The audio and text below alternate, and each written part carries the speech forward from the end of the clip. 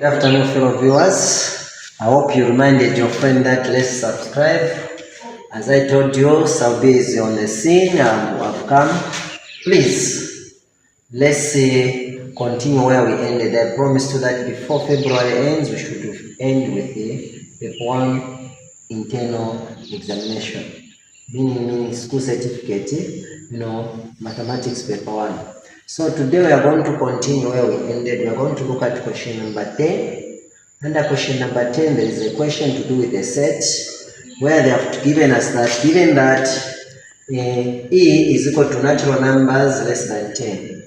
Remember what you are given here, it is what we call a universal set. So this is a universal set. And then all other sets like set A, even numbers, set B, prime numbers, we should consider from the universal set. So how do we go about it? We say, okay, solution. So rule number one, we have to make sure, that you have to come up with your E, your universal set.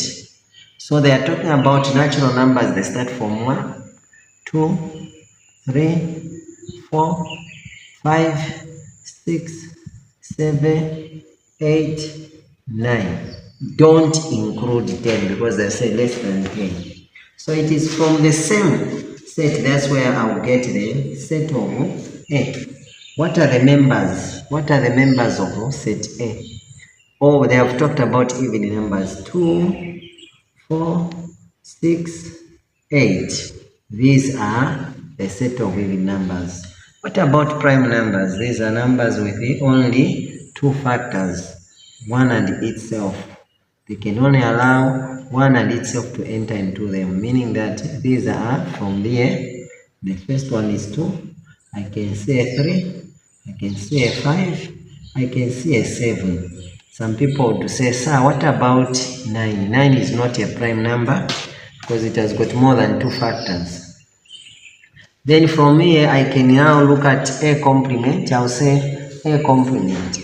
What are the members which are not in, they are not in A, but they are found in the universal set. My universal set, which is my A. I can see 1, I can see 3, I can see 5, I can see 7, last but I can see 9. In short, these are members which are found in the universal set, but they are not found in set A. So this is what we call A complement. Now, according to the question, they have said we should indicate A complement intersect B. So I'm looking at members which are found here. They are also found there. I can see a 3. 3 is common. 3 is common. I can see a 5. 5 is common, 5 is common. I can see a 7, 7 is common, 7 is common. So I've got a 3, 5, and 7. So it means we have what? Answered.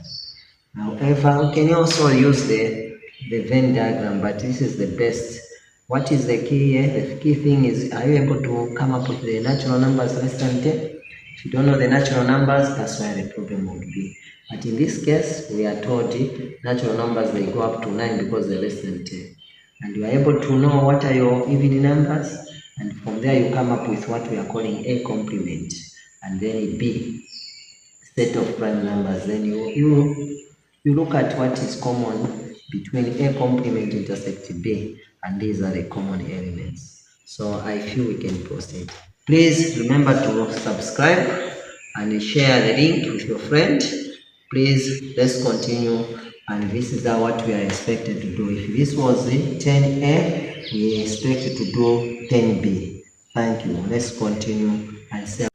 Fellow viewers, of course, we are on B, 10B. Please, let's share the link. We are saying in the following diagram, PQRSTU is a triangular prism. In short, it is a solid such that PQ is equal to QR. PQ is equal to QR. So this cross section of this triangular prism, you agree with me that if this is my P, this is my Q, this is my R, they are equal. So you can see this is an isosceles triangle. Now, how do we determine the lines of symmetry of an isosceles triangle? It has got one line of symmetry. So this is the line of symmetry. So this will help us to determine the number of planes of symmetry. What it means is, it means that this is the formula. The number of planes of symmetry is equal to small n plus n, where this n is the number of symmetry of that figure which we are given, just the cross section of that figure. So in this case, my cross section of that figure, the number of symmetry, it has got 1 plus another 1, so which is equal to 2 planes of symmetry. So 2 planes of what? Of symmetry. So a figure like this, a triangular prism, it has got 2 planes of symmetry. Now allow me to show you on the diagram what they are trying to tell us. So they are saying, if I can cut it here, this is the first plane of symmetry, this is number 1, the other number 2, I cut it across here.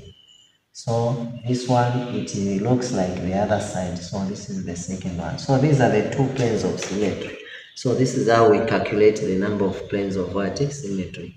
However, there are figures like a cube. A cube is a special figure. 4 sides are equal. For the cube, the only shape which is a cube, for the cube you count the vertices, you count the corners. So number of planes of symmetry, I have to count the vertices. It has got 1, 2, 3, 4, 5, 6, 7, 8. So meaning that using that formula, it has got 8 vertices plus 1. So equals to 9 planes of what? Symmetry. 9 planes of what? Symmetry. So this is the secret about the planes of what? Symmetry. For this figure, you consider one cross section and you determine the line of symmetry, and then you apply it in the formula where it says big N is equal to small n plus 1, and then when you add up, you are going to come up with that. So, fellow viewers, ladies and gentlemen, allow me to go to the next question, that is question 11.